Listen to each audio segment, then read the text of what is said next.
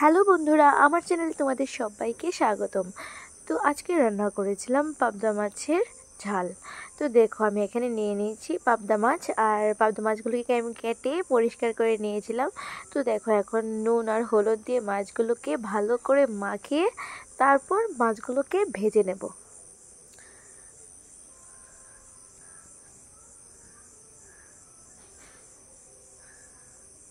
এখন কড়াইটা বসিয়ে দিলাম আর দিয়ে দিলাম তেল।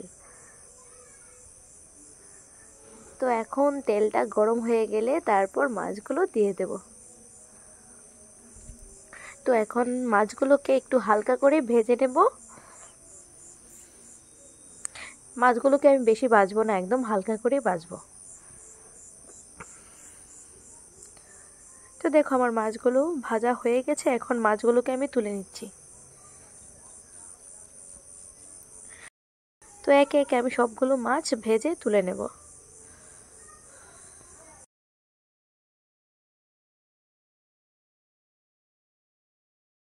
তো এখন তরকারিটা রান্না করার জন্য একটা পেস্ট করে নেব। দেখো আমি এখানে নিয়ে নিলাম একটা পেঁয়াজ আর 1 চামচ সর্ষে। তো আমি এখানে সর্ষে বেশি দেইনি, একদম অল্পই দিলাম। আর দিয়ে দিলাম কাঁচা লঙ্কা। তো দেখো, তো যেই কড়াইয়ে আমি মাছ ভেজেছিলাম সেই কড়াইয়ের মধ্যেই আমি আর একটু তেল দিয়ে তারপর দিয়ে দিলাম কালো জিরে।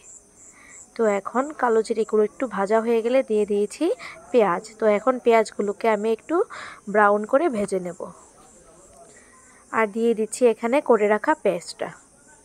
তো এখন এইগুলোকে একটু সময় ভালো করে নেড়ে চেড়ে একটু ভেজে নেব। যতক্ষণ পর্যন্ত না তেলটা ছেড়ে আসে ততক্ষণ পর্যন্ত আমি মশলাটাকে ভালো করে কষাবো।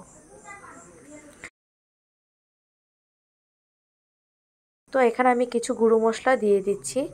দিয়ে দিলাম সামান্য পরিমাণে জিরে গুঁড়ো, আর দেখো দিয়ে দিচ্ছি ধনে গুঁড়ো, আর দিয়ে দিলাম এখানে কাশ্মীরি লাল লঙ্কা গুঁড়ো আর হলুদ, আর 2 চামচ লবণ।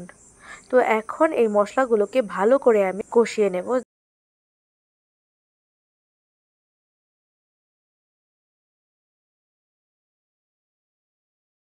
আর দেখো এখানে দিয়ে দিচ্ছি আমি সামান্য পরিমাণে চিনি।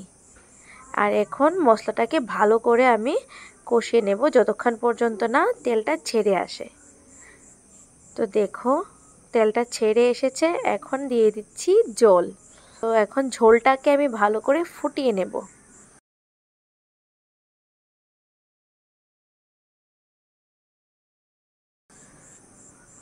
তো দেখো ঝোলটা বেশ ফুটে উঠেছে। তো এখন একে একে আমি সবগুলো মাছ ঝোলে দিয়ে দেব।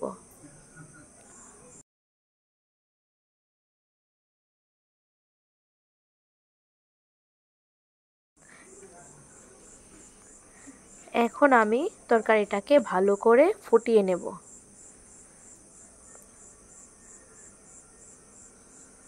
আর দিয়ে দিচ্ছি এখানে 4-5টে কাঁচা লঙ্কা।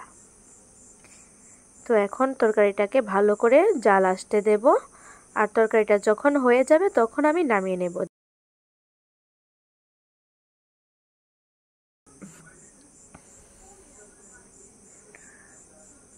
তো দেখো তরকারিটা ফোটানোর পর আমার তরকারিটা হয়ে গেছে।